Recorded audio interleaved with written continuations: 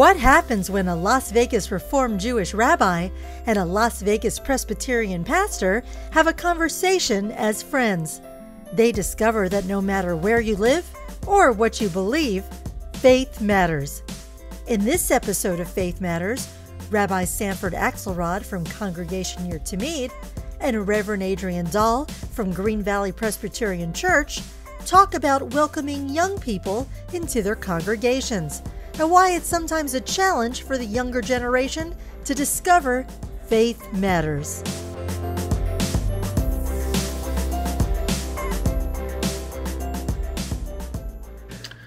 Hey Adrian, how you doing? I'm doing well. How are you? All right. Wait, let me practice my Hebrew. Ma shalomcha. Is that good? That is really good. Tov meod? Tov meod. This guy, I don't, he is studying Hebrew. He is coming to my service. He is becoming such a good Jew. I don't know what I should do to reciprocate. I mean, should I study Latin or Greek? How about you come to my services more often? I'll come to your services. Okay, yeah. Oh, no, he's laying on Jewish guilt that I need to go to church more. Wait a minute. What's wrong with that? What's wrong with that? Yeah, Rabbi walks through the door. I walk through the door of church on Sunday morning. We have a little pulpit exchange. Everyone's like, oh, hi, Adrian. Rabbi's here. Rabbi's here. Yeah. You know what? That's what we need to do. We got to exchange pulpits more often because we're both going to be celebrities in each other's domain. Otherwise, we're just like, furniture in the room, right? No, it's always good to have this opportunity to converse, to get together, and to discuss matters of faith, because as the podcast reminds everyone, when you discuss matters of faith, it really reminds us of how much faith matters in our lives. And what's the question that everyone's asking in your congregation, in my church, in our communities of faith? Where are all the young people? Right? Well, you went right to it, but they don't necessarily start off that way, but they get to it. They get there quickly. They come to services and they go, well, we're all the young people, right? But without being too picky, sometimes people do bring young people, and then they go, well, what's that kid doing? He's crying. Why didn't they get a babysitter? So they can't have it both ways, right? And so let's talk about this on many levels.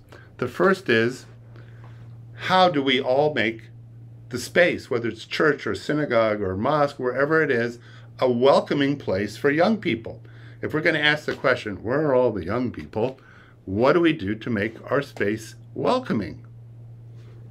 There was a study that's been done, and it's over 10 years ago now, and I don't want to misquote it. It was something of the caliber of a Pew Research grant, but they asked this question, where are the young people?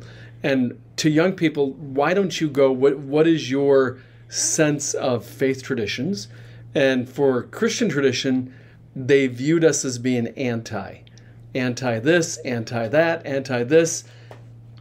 And they said they just want to go to a place where we focus on what is it we can do to make a difference.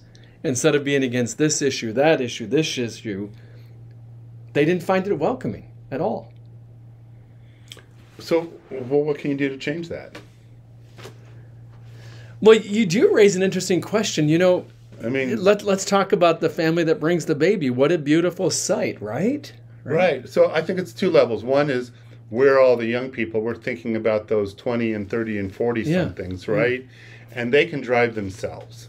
So how do we get, quote, young people in the church or synagogue or mosque or whatever your religious tradition?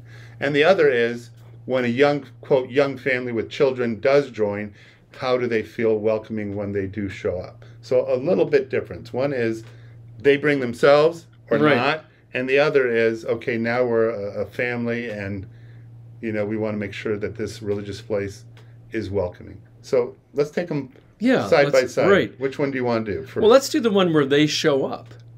They drove themselves. Yeah, they show up. Not the one with the baby and crying. We're just going to talk about some person who happens to be young, and he goes in there, and he or she is, there's no other young people there, right? So what can we do? There's a young man that attends our congregation, and I have really tried to reach out to him and say, thank you for being here. What a joy to have you.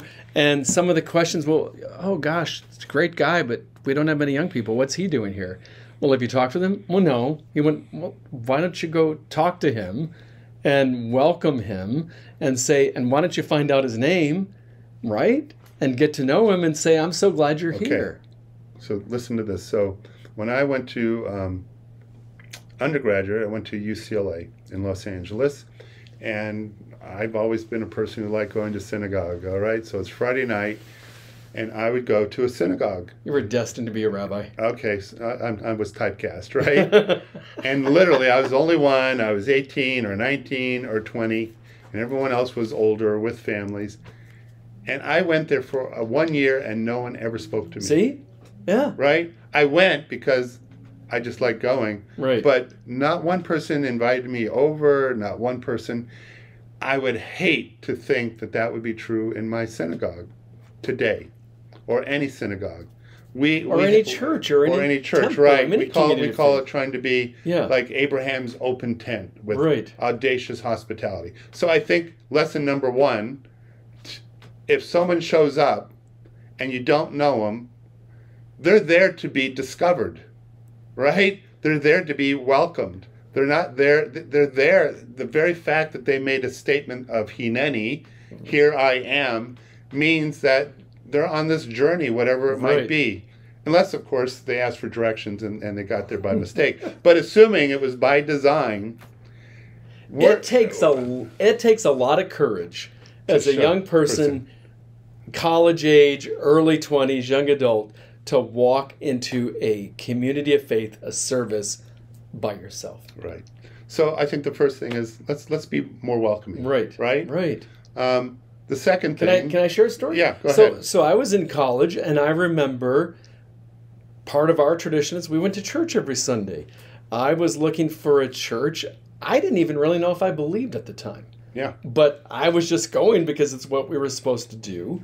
And I remember going and thinking, well, I don't really know that I like this congregation. But some people said, hey, do you have any plans afterward? Do you want to come over to our house for lunch? That simple act of hospitality, maybe it's radical. Made all the difference. I said, wow, I think I'll go back there. They might give me a meal next week, right? But it was also somebody noticed me, right? Yes. Yeah, and the power of food. But someone noticed you. Yes. We all want to be seen. Yes. We all want to be seen. That longing. And I think that is part of what it means to be part of a faith community. Because if you're not seen, then you don't feel a part of that community. You're a stranger. You're a tourist. We don't want people to be, quote, religious tourists. We don't mind if they check us out, but we hope that they'll come, they'll see, they'll stay. And I talk to different people of different faiths who are young, and do you go to church? Well, no, why not? And I'm sure you could talk to someone who's Jewish of the same age. Do you go to synagogue? And they'll say no. And as you probe it a little bit, the common answers are, well, there's no one my age, so it's a self-fulfilled prophecy. The other is, I may not like the vibe of the synagogue or the church or whatever. And the third is, I don't really remember that much from my childhood. And so you have people who are very good at what they do in their secular world, but when they come into church or synagogue, they feel inadequate. I can't read the Hebrew. I don't know the prayers. I don't know when to stand. I don't know when to sit. And I don't know how we address that. I do know that if someone comes, for a month or two, they get the hang of it. Right. Right? But short of that, it's almost, again, getting past that barrier of, well, I don't want to make a fool of myself when I go to church or synagogue. Right. Have you ever experienced that in talking with people? Yes, and in a sense of, well, I don't know what to do now. I'll say, it's okay. That's okay. I mean, we don't have a lot of formal liturgy, but every religious service, I don't care what tradition you are, there's a sense of liturgy which organizes the service. They might feel a little bit nervous. They're there.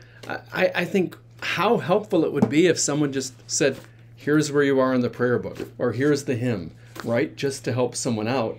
To say... So if someone happens to see someone who's a little bit, maybe it's their first time, right, they would buddy up with them, yeah, and help them. And that would, again, make them feel seen and all the difference. I think of something else. I think you call it oneg. Oneg, right. We call it coffee hour. Right. After our Friday night service, we have an oneg Shabbat, which is basically refreshments. And you know, we love as people of faith to say, well, if you come to my church, if you come to my temple, we are so warm, we're so friendly. And I walk in and I see this visitor, you know, we're just talking archetype visitor, and this person is desperately wanting to be noticed. And we're so busy talking with each other, talking with our friends, that we fail to notice the visitor. I'm going to get to a little bit more challenging. So welcoming, important, no doubt, no question. But we have a bigger problem, and that is, and you can go back to, as you said, Pew Reports, when you ask people what their faith tradition is, more and more have the one religion called none, N-O-N-E. No affiliation. No affiliation, Yep. No religion. Yeah. What do we do about that one? That's a problem, not just, you know, for Christians, not just for Jews. That's a problem for society. That faith does not matter. Right. How do we bring these young people back? You know, sometimes when I have the privilege of talking to a younger person about faith, when they dare to get vulnerable and ask some questions, and they share with me their experience, one of the common denominators of just either intimidation or where they get turned off is they ask questions, and many times we treat them as if, well, you should know the answer. Well, no, they don't have the answer. Or maybe they don't really know what they believe about this. They're like at pre-101. They are on a path of discovery, and whether it's intentional or unintentional, we sometimes talk in the corporate gathering as if everyone knows our language. They don't know our language. They don't know the language that's unique to our congregation, to your temple. We forget about that. And so they feel a little bit excluded, right? Instead of saying, this is why we do this. Well, one of the things I hear from them is they ask questions when they were growing up, and their pastor would not answer it. Yeah. Yeah. Did you find that true? Maybe it's changed in your religious education. Okay, right. So I asked a question. This turned me away from church for years as a young teenager. And I wanted to know, in our faith tradition, to give you an idea of how conservative it was, there was no dancing allowed ever. That's pretty. Yeah, that's very traditional. You probably said, why isn't this I wanted dance? to know why, and literally, like in front of a whole bunch of people, the question was, well, would you want to be caught dancing when God returns? And my response was, well, sure, why not? Didn't David dance when he was coming back into Jerusalem, right? I mean, isn't that a good thing to dance before the Lord? But he wouldn't answer my question with anything other than a pat answer. And so my problem with that, what I think maybe looking back, is I just wanted him to know that my question was sincere. I wasn't trying to be rude. I was seeking help here. But instead I was like, well, how could you ask such a dumb question? Right. Maybe, I don't know. Maybe we're guilty of doing that sometimes. The question could be different. Yeah, I think sometimes, when people challenge religious doctrine, we might feel defensive. Because there's something in every religion that maybe doesn't quite, quote, make sense. And depending upon how we answer it or don't, we can make a big impact on a young person. So that's the onus is on us as religious leaders. But there's also something that I tell someone when they tell me a story like that. And they said, well, I went to this rabbi when I was a kid, or I did this when I was a kid, and I never went back. And I said, you know what, a terrible thing happened. Not just that one instance that happened in your life, but you gave that person power over your spiritual life. You need to release that. What gives that person the authority to take from you your religious spiritual life? Don't give anyone that. You can have a bad doctor or a bad plumber or a bad rabbi or minister. None of us are perfect. But if you sincerely want to be a person of faith, don't let anyone take it from you. If I say something that offends you, I ask your forgiveness, but don't let Rabbi Akselrad take it because I inadvertently hurt your feelings or did something that you found upsetting. So I think there's a responsibility for people to be more resilient also and understand that when it comes to matters of faith, it may not hold up to this scientific method, but it will hold itself up to the spiritual measure, if you will, so that within the context of religious tradition, there's a reason that people follow these traditions and believe these beliefs. Not all of them are going to work. Not everything in Judaism is going to work for every Jew. Not everything, I would think, in Christianity is going to work for every Christian. That's right. But it is the struggle to understand that means we are continually engaged. And so I think that's our challenge, is to not treat young people as if they're not trying to seek out wisdom and knowledge, but take them where they are and help them on their journey to go to understanding, to be seen, to be heard, and to feel welcome, which is everybody's responsibility. And to believe it, they're asking questions. Those questions are sincere. It takes a lot of effort sometimes to ask questions, to admit that you're struggling to find an answer. But I think it's also incumbent upon us to say, is the point of faith to have all the answers? I don't think so. Only God has all the answers, right? But you go to the scientific method. We live in this era where we think we have to prove everything, right? With a didactic argument. Well, sometimes that works, but sometimes it takes the mystery out of that gift of faith that God gives us. But I also think that in asking the questions and looking for the answers, the journey itself is what can change our lives. Yes. Yeah. It would be akin to someone who just sits at home and watches a movie about Italy, and the person who hops on the plane or goes by ship and goes to Italy. There's a journey that takes place. There are people that he or she's going to meet. There's the experience of actually being in that country versus just sitting at home. And so you can be a spectator when it comes to matters of faith, or you can engage. You can engage in the lessons that are taught. You can accept them, not accept them, but the important thing really is to be engaged, to struggle with them. And I think that part of that struggle reminds us that faith does matter. That's right. Well, I hope people share this, and I hope that we are flooded with lots of young people, and that we all, no matter what our age, we think twice about how we can make our places of worship more open, more welcoming, and that everyone, as they look at their own religious beliefs and religious struggles, know that no matter what your age or stage of life, the journey itself is one that can affect us and remind us of how important it is to be part of that search and religious tradition and religious journey. Good words. Very good words, my friend. Thank you, everyone, for listening to our podcast and reminding us how important it is to discuss matters of faith, because for both of us here, faith does matter. Shalom, and Shalom. Thank you for being with us. Todah.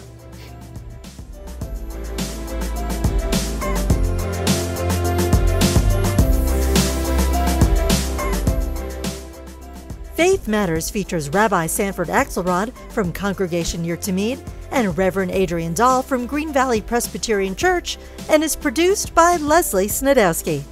We hope you join us again for our next podcast episode of Faith Matters.